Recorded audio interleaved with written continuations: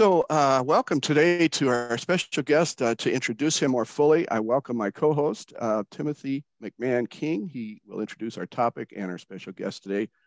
Tim is an author, a writer who writes about addiction in all the ways that it robs us of freedom and how church, families, and governments can better deal with the challenge of opioids and get faith communities to better support people struggling with addiction. It's an excellent book. I highly recommend it. Tim is our next keynote speaker, and things over to you and let you take over. Thanks for hosting today. Thanks, Ed, and thanks for having me. And just to everybody out there, hopefully we've got some other internet connection that are a little bit stronger. So Ed, I'm not sure if you can plug directly into an Ethernet cable, but that might help on your end. But welcome, right. Glad to have all of you here today.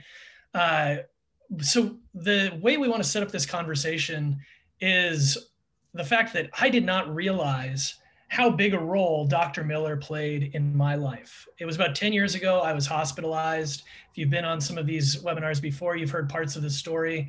And I was in the hospital for a couple of months.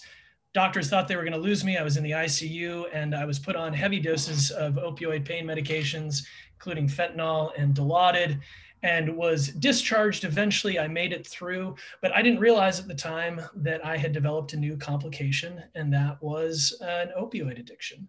I found myself using well off script, having a hard time controlling my usage, and it was becoming more and more erratic. And at the same time, that was not something that I could see for myself or identify. And I had a conversation with my doctor. It was supposed to be a routine checkup with a pancreatic specialist. And in the midst of the conversation, he stopped me and he just said, "Tim, we need to talk. I think you might be addicted to your pain medication." My first reaction was to want to fight with him, because that was the last thing I wanted to hear. And while I had been in the hospital, I'd had doctors accuse me of just drug seeking. And each time they had actually missed a complication. So I was incredibly defensive. But he said, "But you didn't do anything wrong." And I was able to breathe out. And then he told me, he goes, "I believe that you're still in pain." And then he asked me another question. He said, "Tim, what does a full life look like for you? What do you hope to accomplish?"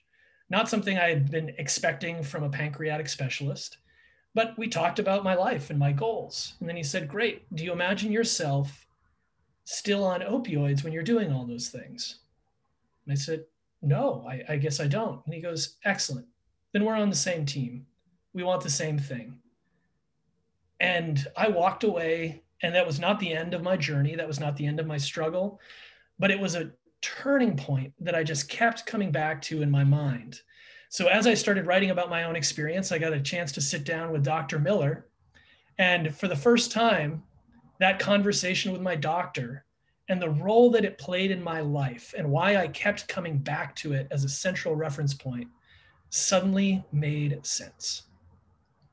And so one of the reasons why we're glad to have Dr. Miller here today is not only was he the co-founder of Motivational Interviewing, but he also has been someone who has been at the forefront of figuring out how to integrate psychology and science and spirituality and religion all together. And that has been something that we know there's a lot of negative examples out there about how faith communities have addressed addiction, either through treating it as simply a moral failing or through hoping that it just goes away through kind of a simplistic understanding of religion and prayer. But Dr. Miller is someone who's been at the forefront of understanding that our science and spirituality can coexist, and that in fact our spirituality can be strengthened by a deeper understanding of science, and that that's not something that faith communities should ever be afraid of. And so one of the things, hoping to just have this as a conversation today with Dr. Miller. So I've got some pre-prepared questions, and then we'll be opening it up to your questions. So please use that Q&A chat box at the bottom if you do have questions, and we'll be getting to those later in our time today. But Dr. Miller, would just love to start off and hear from you a little bit about your early formation. And I had read in one interview that you had actually thought about going into seminary and becoming a pastor, but you didn't. And love to hear more about your early career and how you made those choices. No, that was definitely my plan when I went to college, to graduate from college and then go to seminary. And I began studying religion and finding it wasn't nearly as simple as I thought. And my childhood faith began to shake a little bit, and I wasn't sure what I believed. And I thought maybe I shouldn't go to seminary if I'm not sure what I believe, although I realize that doesn't stop most people. And I had majored in psychology, in part to figure out my own crazy head, and in part thinking that it might be something useful to a pastor. And instead, my path kind of unfolded into psychology. Although in looking back, I see that I've had a real ministry in standing in the doorway between religion and psychology also, and passing things back and forth. So I wrote a book for pastoral counselors, for example, and then also have tried to interpret spirituality and religion for psychotherapists who often don't have much religious background themselves. And so early in your career, you saw kind of a field and how it viewed addiction that you stepped into with a very different viewpoint. Can you tell us what the field of addiction studies looked like at the time you were stepping into it and what you saw that was concerning? Well, I was on an internship in Milwaukee, Wisconsin, and working on an alcoholism unit there. And it was run by a psychologist who was quite compassionate and scientifically oriented. And so I felt very at home. I knew nothing about alcoholism really, and had been trained in Carl Rogers and person-centered approaches as well as behavioral approaches. So that summer I put my Carl Rogers hat on and listened well. And it was the patients who taught me about alcoholism. And I enjoyed the conversations, and they seemed to enjoy the conversations, and I learned a lot. And then I began reading the literature in alcoholism at the time, 1970s, which said alcoholics are liars, pathological liars, and completely in denial, out of touch with reality, and horribly difficult and defensive. And I said, gee, those aren't the same people I was talking to. Maybe they're different in Milwaukee, I don't know, but it was a puzzle, you know. And that puzzle was the beginning of motivational interviewing, because I realized that picture of people being very difficult and defensive and dishonest was a function of the way we were treating addiction at the time, which was in a very confrontational, authoritarian, shut up and listen kind of way. And human beings don't generally take well to being told what's wrong with them and what they should do. And if you take a different person-centered approach, you get a very different outcome, and you're actually working with a very different kind of person. And with that, and seeing that view of those struggling with alcohol use disorder and how you experience them, did you see overlap too in how the field was viewing religion at the time? Oh, yes. I mean, psychology in the middle of the 20th century was absolutely phobic about religion. Now, remember, psychology arose in the 19th century out of philosophy and religion. So those are the parents of the field. But somewhere in the middle of the century, psychology just drew back from that. Almost like an adolescent rebellion, really, I think. And when I was in graduate school, I was told, if you have to believe that kind of thing, just keep it to yourself. You know? And you would never talk to clients about that. And it's certainly not a subject you could ever study. And I thought, well, why is that? That doesn't make sense to me. But I had good sense, so I kept my mouth mostly shut about my faith during graduate training. But those have always fit together for me. They always have been not inconsistent. Now, toward the end of the 20th century, books began appearing on spirituality and psychology and religion and psychology, and through the American Psychological Association. And it was almost like, at that point, we were past the adolescent rebellion and saying, you know, maybe my parents did know something. So, and openness to spirituality and religion, I think, has really begun to take hold in psychology. But I think we had to get through that rebellion period. And with that rebellion period, there are some ways that it seems like religion of the time, either consciously or unconsciously, also affected the culture so deeply that people were applying it even in a secular way to how they viewed addiction. And one of those areas, I think, is especially around punishment, right? There are some Christian traditions, and not all, that highly emphasize that blood is required, that punishment is required for some people to be redeemed. And other Christian traditions emphasize that punishment happens, but we are more, as Father Richard Rohr says, we are more punished by our sins, not because of them. And so that view of punishment or scapegoating seemed to be something that was very dominant at the time. And you started researching specifically around this punishment, this aggressive confrontation model of addressing addiction. I was wondering if you could draw those two threads for us together of that spiritual the spiritual alternative there, as well as what you discovered in your research. Yeah. Well, again, it's a place where science and my faith fit together, because in neither of those contexts is harsh punishment particularly good for people. I mean, it doesn't draw people to your faith, certainly. And punishment it suppresses behavior.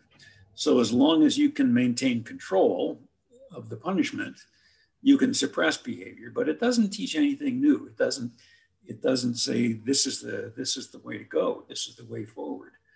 And so I began exploring this quite accidentally, actually, this very different approach to working with addiction and finding very different outcomes. And motivational interviewing is now being used, to my astonishment, all around the world in many different professions and contexts, not just addiction, but healthcare and corrections and social work and dentistry and education, sports even. Steve Rolnick's most recent book is on sports coaching. So there seems to be a way of being with people that is not harsh, authoritarian, punishing, but is inviting and trying to evoke from the person their own desire and motivation and wisdom. And it just works a whole lot better than telling people you know better you know best what's the best thing for them. People don't generally take too well to that. But if you listen and look for the wisdom in them, it's there. And with that, in seeing, because I do want to unpack a little bit more of those threads of motivational interviewing, but also some of your research around the importance of small interventions. That there were those surprising moments of seeing these, what looks like it shouldn't be effective, but it is. Yes, and this shouldn't work. Yeah. Could you unpack some of the research studies you did around that and the history of how you came to discover the importance of small interventions? I mean, most of the things that in my career that were most important were unexpected. And I learned early that when you don't find what you predicted, get interested, become curious, and follow that. Believe your data and follow your data. It's one of the only things that Carl Rogers and B.F. Skinner agreed about. Trust your data if you did your work well. And so I didn't expect in the beginning that this way of talking to people would be effective in itself. I was thinking of motivational interviewing in that first article in 1983 as a kind of priming the pump or getting people ready for what would be a real treatment. And the unexpected thing that popped up was that after a conversation in this way, people often began changing without additional help. And I thought I mean, my training was as therapists, the longer you spend with me, the better you'll get. And here's a relatively brief conversation after which people seem to turn a corner on what has been a very long-standing destructive pattern.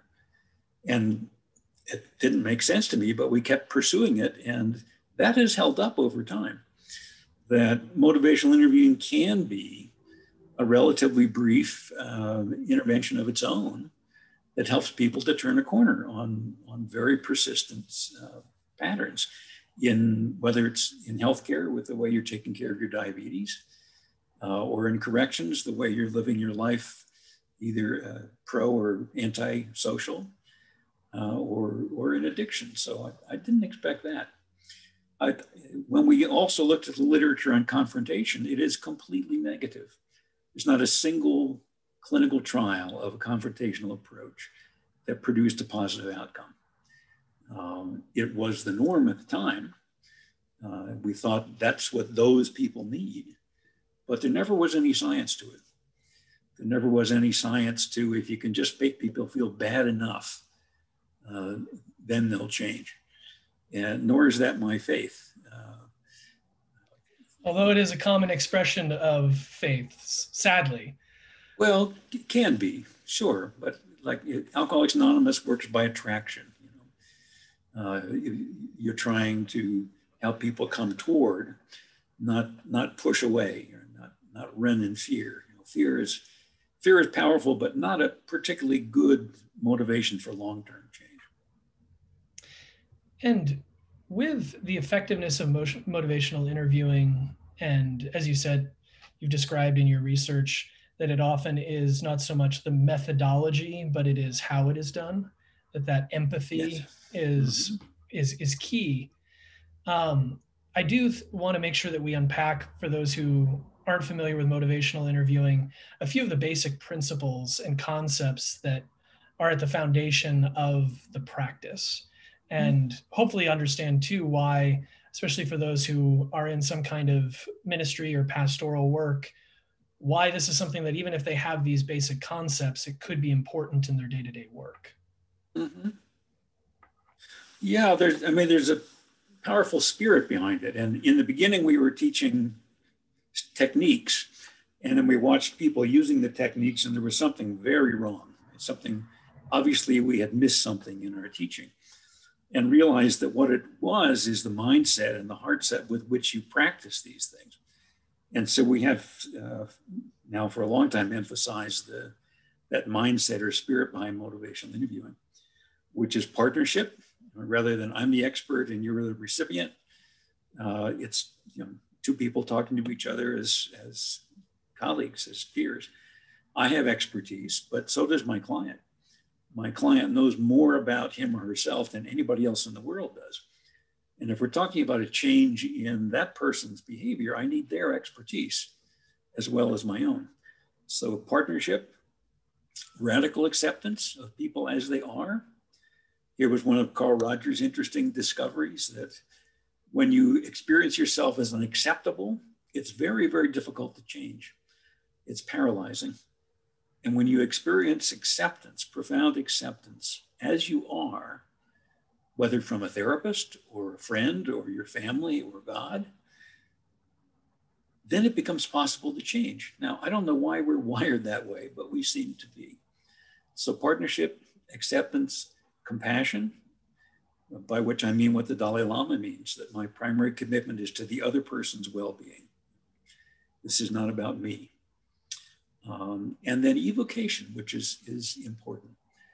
Rather than saying, I have what you need and I'm going to give it to you, the communication in MI is more, you have what you need and together we're going to find it. So it's calling forth from people, literally evoking, calling forth from people that which they already have, rather than imagining that you're installing something that they're missing.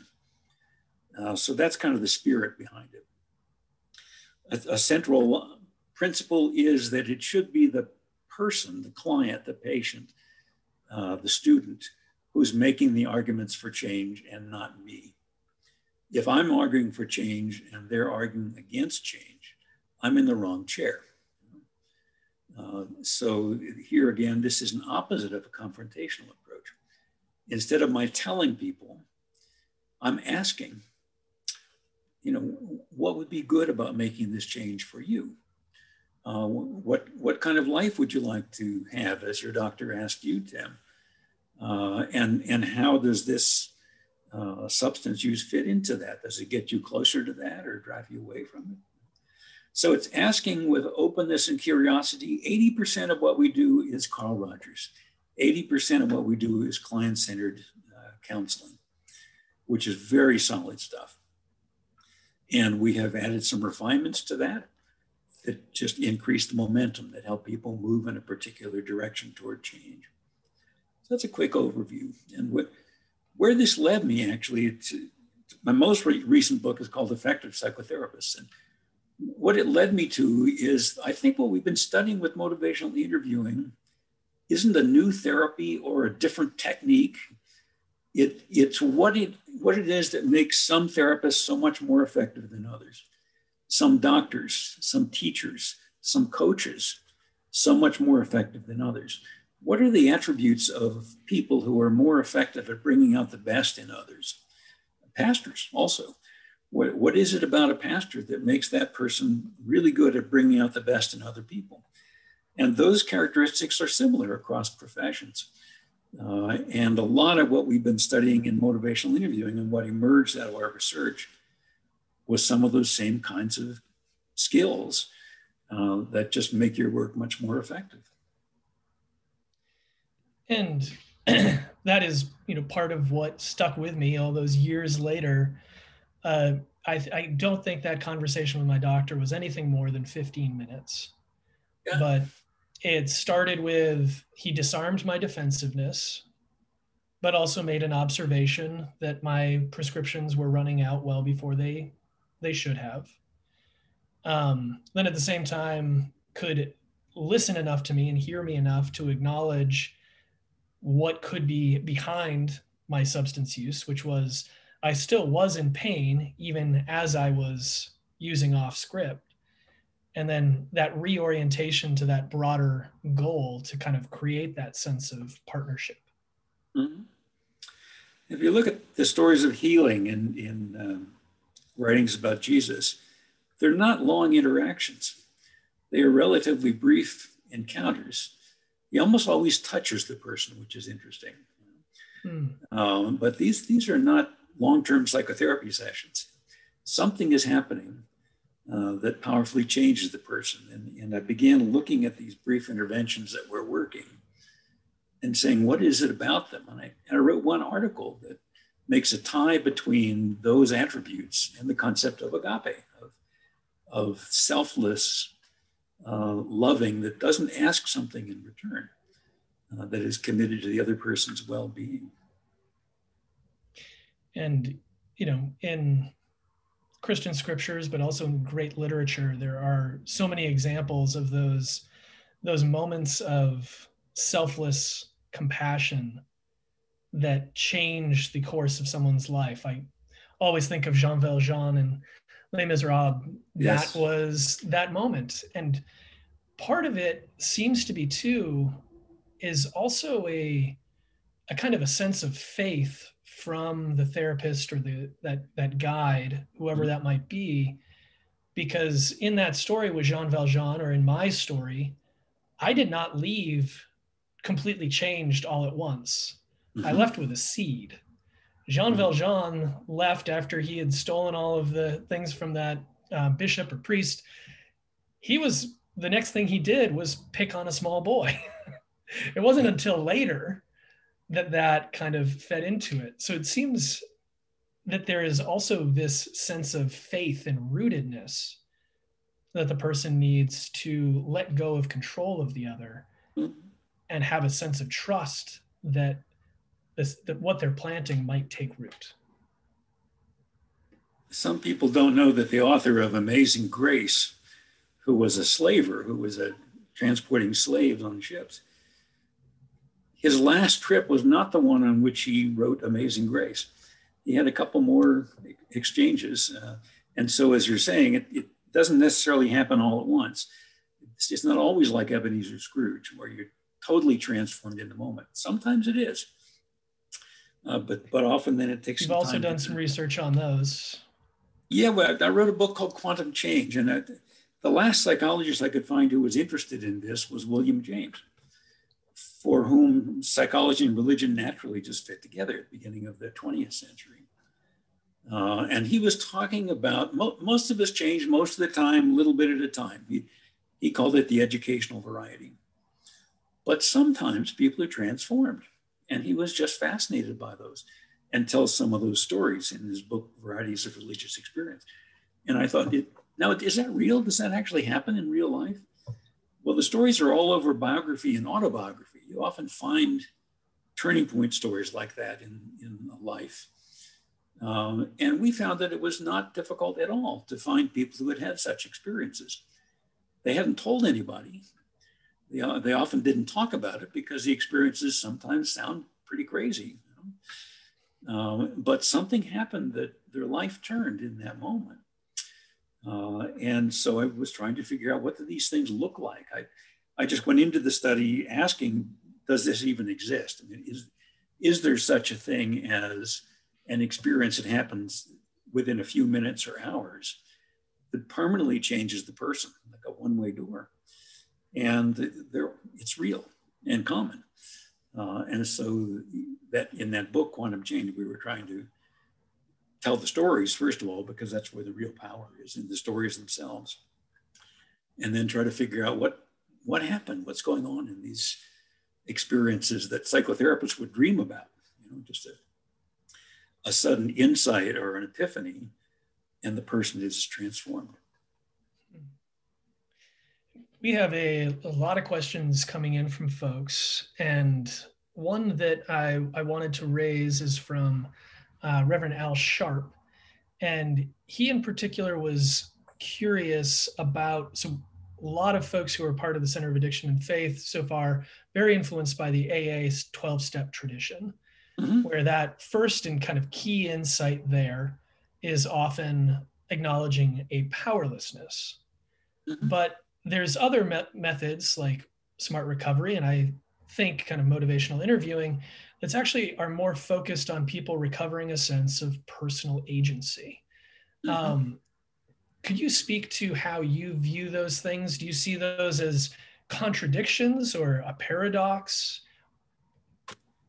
Well, maybe a paradox. Some of the best truths are paradoxes.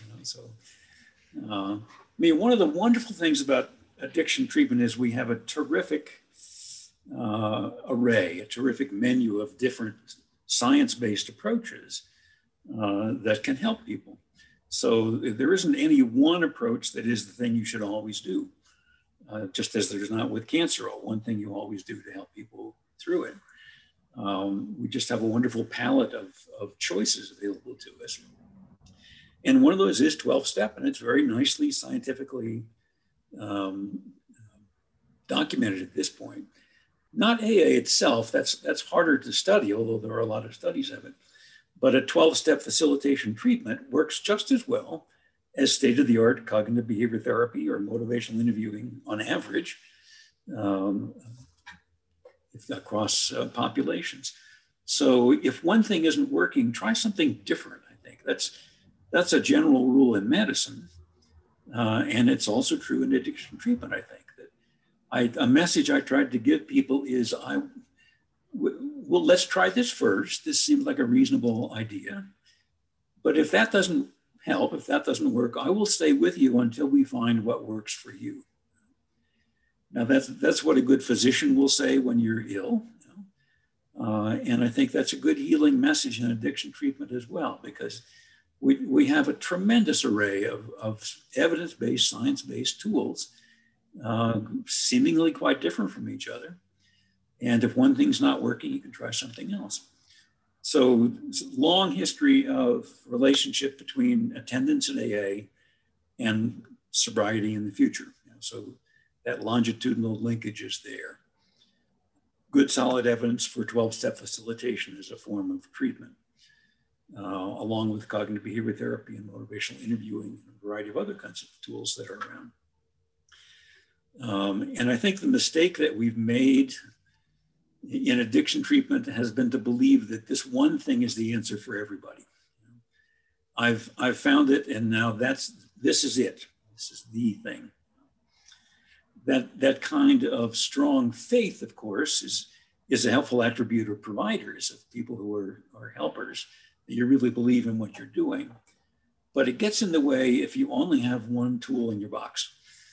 And it's better to have a variety of tools and approaches available, either within a practice or at least within a community, to help people who are struggling with addiction, because there's not just a single cause and there's not just a single treatment. And that's well recognized in the big book of AA as well, that the causes are many. Bill W. was just writing about this seems to work for alcoholics like us, but leaving the door open for other kinds of things working for other people. And I think that kind of humility is a really good starting place in addiction treatment. So for Bill W., who was a banker and had been kind of at the top of his game, learning powerlessness might have been the key. But if you're working with someone who comes from deep trauma in their past or relationships of abuse, they might need to focus on methodologies that are going to draw out personal agency. Yeah. I mean, feminist theology has also really questioned whether women in general need more powerlessness, need humiliation, the idea of ego busting. I mean, that's more a male kind of theme in a way. And so women for sobriety and smart recovery and other kinds of approaches were developed as reasonable alternatives for people for whom the kind of journey downwards, the humility and ego busting and powerlessness doesn't seem to be the path for them. So got another question here from Molly. She writes about how recovery being a personal journey, but also requiring groups, and it has a social aspect. And asking about how to incorporate community support and recovery. I think that would also, to build on that, be helpful of any practical thoughts if there's people who are leading in a faith community, practical things that they should be taking away from how their community could respond differently. Yeah. Well, I mean, first of all, make it a topic of conversation. I mean, so often there's so much shame around this topic in the United States that you just don't talk about it. And you can change that norm in a church by preaching about it if you're the pastor, by sharing your story in prayer time or whatever you can, so that it becomes a norm that this is something that we talk about here, and that's okay. And it's relevant to your faith and to what we're doing together. So I think that message is there. We've done the adult Christian education series on addiction more generally, which has interesting theological overtones to it, and substance use disorders specifically, and family engagement and how family involvement can be helpful in recovery. So I think it's bringing it out of the closet, saying that this is something that we love and are deeply concerned about, and we do talk about here. And that's an important norm, because we really have in this country made it a shameful thing. Albuquerque is an interesting example. That the University of New Mexico Hospital operates the largest addiction treatment program in the state, but it's not located at the University of New Mexico Hospital. It's in a warehouse district out by the airport. Now, why is that? It's because we don't want those people around the hospital. Except, guess what? They're already there, being treated for all kinds of other things. But that distancing, that shaming in a way, stigmatizing, you have to go to the specialist program in addictions, rather than you can get treated in your doctor's office for this. That's been a big problem in the United States, and that it's not our issue, it's not our problem, has been true in professions.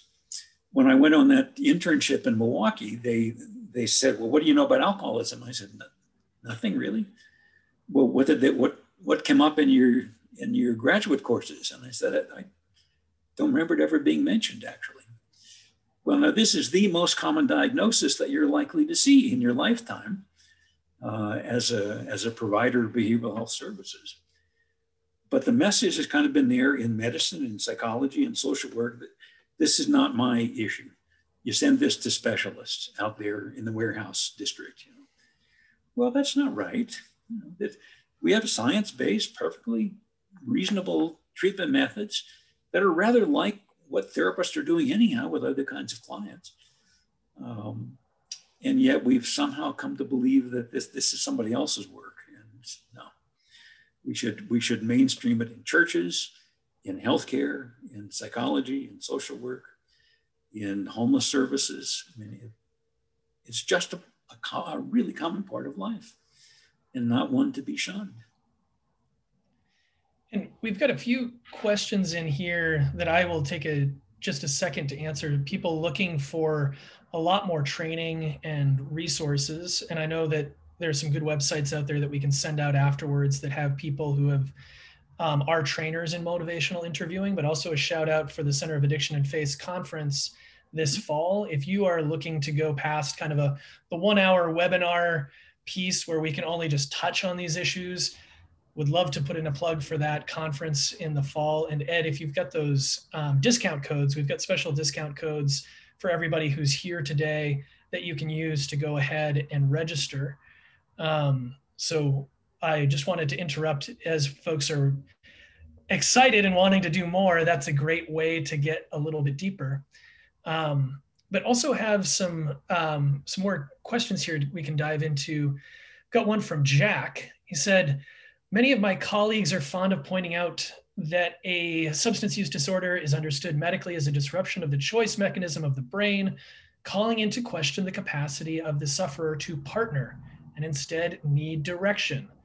How would you suggest that kind of mindset be approached? And this gets to some of the conversations we've had before too about limitations of the disease model and some ways that the disease model, there's even ways that if someone believes their addiction is a disease, it could potentially decrease the likelihood of them moving into some sort of recovery.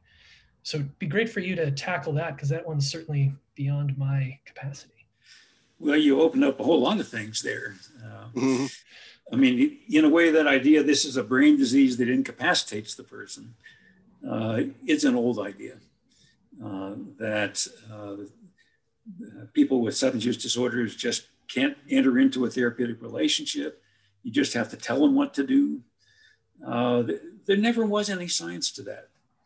There never was any reason to say that these people are incapable of engaging in treatment or engaging in relationship. And quite to the contrary, person-centered approaches like motivational interviewing have a very, very good track record. Now, you can always find anecdotes of people for whom this didn't work or that didn't work or whatever. But in general, the science is saying, no, treat this like other illnesses. And there's a strength of a disease understanding in that it inspires compassionate treatment rather than harsh punishment. I mean, that was an important transition out of, as much as we've gotten out of it, which is not completely, out of thinking this is something that needs to be punished and suppressed and imprisoned and so forth, to saying, no, this is more like an illness that needs compassionate treatment. And when you think about treating chronic illnesses, it's not something that you do in 28 days. There are no 28-day treatment programs for diabetes or for hypertension or for asthma. This is something that you manage over time. And if someone comes back to the hospital with the symptoms, we don't say to a person with diabetes, you relapsed, and shame them for that. The question is, what do we need to do differently with treatment here to help this person be well and continue moving in a healthy direction? So we haven't really treated addiction like an illness, like a chronic illness, the way we treat other chronic illnesses, which is long-term care. we treated it like something you ought to be over. You should get this 21 or 28 day program, and then you should be over it. And we use a perfection standard for success. Perfection is absolutely never using a substance again. Well, guess what? Most people don't do that. In one big study, we looked at thousands of people or a year after treatment, and these were drinkers. How many had completely abstained from alcohol for 12 months? It was 24%. Is that a 76% failure rate? I don't want to work in a field that has a 76% failure rate. Well, okay, let's take out the 24% and say, what's happening with the other 76%? Most of the people, their drinking is down by 89% over the course of that year. Their problems are down by 60% over that year. I mean, with any other chronic illness, a 24% complete remission, and for everybody else, 89% reduction in the primary symptoms would be remarkable success. In addiction, we treat it as failure. We have this black and white way of thinking about things. There are only two possible outcomes, perfection or disaster. Well, I've done outcome research for 40 years, and outcomes don't look like that. They're all over the map. There's a reason why the DSM-5 made this a continuous disorder, not separate disorders. It used to be alcohol dependence and alcohol abuse were different disorders. They're not. It all lies along a continuum. And outcomes look the same way. Most people are doing way, way better. And most people aren't perfect. And we know that with chronic illnesses. We don't expect people with diabetes to never taste sugar again. You know, we don't expect people with hypertension to abstain totally from salt in all forms. You know, you're moving in the right direction. But we have, in America, meant by a disease model, you have a disease that makes you different from civilians. And your disease means that you're completely incapable of controlling your use. Now, for some people, that's helpful. For some people, identifying with that is the way they stay sober, and that's good. However, if you don't remain perfect, it can be discouraging. And we have a study in which we found that an endorsement of the disease model actually increased relapse rate. People were more likely to not just use, but use catastrophically when they believe that if one drink is one drunk, basically. So for some people that's helpful. For some people it's not. And guess what? That's human nature. There's not one solution, one answer for everybody. And got a lot more great questions here that we won't be able to get to all of them, but we are going to be doing kind of a conversation piece afterwards in a separate Zoom link. But to put out, and I'll try to combine two questions to get a little bit more in. Had one question about the person who's working with those struggling with addiction, sustaining their compassion and radical acceptance, as well as those who are working in a church system where they see ambivalence within their own church community about even talking about addiction and trying to figure out how they can apply motivational interviewing to their congregation to even get them to resolve that ambivalence to focus on the change talk instead of the sustained talk. Yeah, those are good questions. Burnout is a common phenomenon in addiction treatment. Tom McClellan looked at the turnover rate in addiction treatment programs of the staff, and it was the same as the turnover rate of employees at McDonald's. I mean, how depressing is that? But I think it's because of the way we've treated it. You know, when you go into work saying, I have to make these people change, and I have to tell them what to do, you go home at the end of the day feeling defeated. Because people don't respond very well to that. One thing I've been interested in and didn't have time to study in my career, I hope someone else does, is what is the effect of learning motivational interviewing on the person who's learning it and on their feeling about work? Because so many people have told me this has transformed the way I feel about my work. I go in feeling much more hopeful and optimistic. I enjoy my work much more. I'm working with the same people, but I'm just thinking and feeling about it differently. And if you believe that you have to make people change, it's a recipe for failure, because you can't.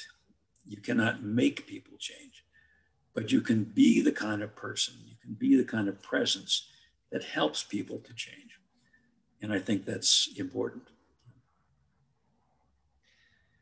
Excellent. I'll stick around for the chat afterwards too. Oh, great. So if there are more questions, we will be dropping a new Zoom link into the chat here, but also want to turn it back to Ed, as we've got some other announcements and some upcoming webinars that we want to make sure all of you know about, as well as some additional resources. So lots of questions for resources and citations. So we'll try to pull together some more of those questions and make sure to answer as many of them as possible in a follow-up email. But Ed wanted to be sure to give you some time for the closing announcements as well. Thank you, Tim, and thank you, Dr. Miller. Really deeply appreciate your being here and for all the work that you've done over the years and continue to do. I understand you're still writing, so that's we'll look forward to some of what you have to produce, and invite you back to share your next publication if you'd like. So we do have a Zoom link up now for as soon as we're concluded here. It won't remain here. It will go to Zoom so that we can actually interact with everyone who's interested in doing that. Hopefully it won't be all 176 of you. I assume it's going to be a smaller group, but we found that those post-webinar conversations to be really enriching, and so I encourage you to experience that. A lot of questions about am I still coming through okay? I think I had some technology issues earlier. Tim, is this still clear? You are good. Okay. All right, good. So we had questions about the recording of this webinar today. Yes, it is being recorded. The recording will be edited, cleaned up a little bit, and then it'll be posted on our website under the webinars. Where is it on the website? You're going to have to find it. It's I think it's under resources on our website. But if you want to find it quickly, you download our link, download our app. We have a phone app that's free at your app store. Look for Center of Addiction and Faith. It's chock full of resources, but there's one that will hold all of our webinars. You can access them immediately anytime you're driving, or it's really slick. Just click on a webinar and you can watch any of the ones we've done this year. And this one will be posted there as well. We have conference discount codes posted in the chat page. You'll have to scroll up to find those. I can repost them if you want, or email us and ask for the code. I ask you to, on the honor system, not to share those. Those are for people who were at the webinar. So if you attended this webinar, you're entitled to use those codes to register for either the virtual event in October or the in-person event. Discounts for either of those events if you're planning to come. And I really encourage you to come. And it sounds like, Tim, we need to have a conversation about maybe having a breakout on motivational interviewing, some training available at that next conference. So we'll try to work that in. We have some really great 12-step meetings happening that we just started, and they've really taken off. And I've never been to more 12-step meetings in my whole recovering career because I'm enjoying them so much. I love the convenience of a meeting on Zoom. I can enjoy. It doesn't take my whole evening. I can be with my family, come in, have a great meeting, and then go back to my family. So that's one nice thing about it. But the other nice thing is these meetings Wednesday and Sunday night, which are open to all those in recovery of any kind. You don't have to even be affiliated with a 12-step group. You'd be welcome. But what I find is that they're mainly attended by folks who live in both worlds of the church and of recovery, speak both languages, and we all understand that. And so it really enriches the experience of a 12-step meeting where you can talk about Lent and everybody in the recovery side understands what Lent means. And it just is a just really great meeting. So highly encourage those.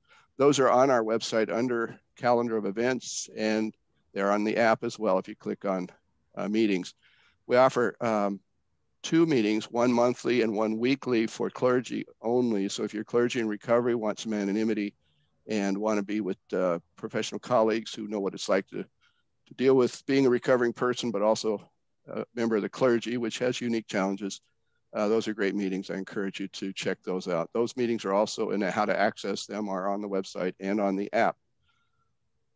I think that's all the announcements. I want to encourage you to attend the Center for Addiction and Faith Conference. This is what started this whole ministry, and we held one that just blew our minds by how incredibly inspiring it was. We did it again in 2019, wondering if it was a fluke, but it wasn't. We had even more people come, and they're mountaintop experiences. There's the conversation, the table fellowship, just the feeling of being at a place where this important topic is being discussed in such a genuine way is just powerful. And I really encourage you to consider coming. I'm hoping and praying that by October, we'll all be in a place that we can gather again, and I think we'll all be ready to gather. So please plan to come to that. The registration is open for it, and it's October 7th, 8th, and 9th, and we have some fantastic keynote speakers. One you might know, Timothy McMahon King, who's the author of this great book, Addiction Nation. It's a great primer for your congregation. Start a book study and introduce the issue of addiction into your faith community. It's a great place to start. And then Sonia Waters, who is a professor at Princeton Seminary, will be our other keynote speaker. But we have, if you go to our website for the conference, which is addictionandfaithconference.com, you'll see the whole lineup and some amazing breakouts. We've been designing the breakouts, and I'm just going, my goodness, there's so many great topics here to cover. And anyway, so I'm just really excited and proud of the work we're doing here. If you want to support our work, Tim, the next slide, if you would pop the next one up there. We have 2 more webinars coming up. We don't have the next one exactly nailed down, but it's going to be, Tim, I'm sorry, I didn't have time to change the slide. Would you say a word about the one we're hoping to get? I don't know that we have it logged in, but it's a fascinating topic. You want to say just a word about that? Yeah, so one thing that we're looking to draw in is some research done around primary cultural narratives around addiction and what it is and what recovery is, and how that can bias and shape people's opinions through the stories we tell without even realizing it. Yep. And then we're also peppering all of our webinars, usually every other one or so. We want to continue the conversation around addiction and race because of the parity issues and the terrible challenges being faced by people of color when it comes to this topic, and how the addiction plays into racial injustice and social injustice. And it's an important topic, especially right now. It's forefront. And so I'm having my mind opened in some amazing new ways with these webinars. So we have one coming that we think is going to be great, but we don't have it locked in yet, so I can't tell you what it is. You'll have to stay tuned in. And then the apps, I want you to know about the apps. I'm going way longer than I wanted to. Oh, we've got another minute. You can handle it. On our app, we have started a podcast series. Back up to the podcast, Tim. Series of stories of addiction and grace. I believe the sharing of our stories is one of the most powerful things we have to share with one another. When Jesus healed the demoniac, he said, "Go and tell everybody what God did for you." And I think as a recovering person, sharing my story and hearing other people's stories, I don't know of anything more transformative or sacred. And so we're doing a podcast series, and these are stories of clergy who are caught in addiction. And for some reason, for me, clergy that get addicted and in recovery make for some great stories. And I find them especially meaningful. But so every 2 weeks, we'll have a new story. We've got about 4 so far. Maybe it's 6, I don't know, so much going on. Those are available through your app or on our website. And then finally, Tim, if you want to help continue this work and continue to make it happen, we need partnerships and we need supporters. So if you can, if you know of people with deep pockets, let us know. If you know of a foundation that might be interested in helping us, let us know. If you can give us some support, even a little bit on a monthly basis or a one-time gift, so appreciate it. I believe that's it. I'll send you off with a blessing and then see you all over at the Zoom. Thank you for coming, and may God bless you and keep you. May God's face shine on you and be gracious to you. May God look upon you always with favor and give you peace. Go in peace, serve the Lord.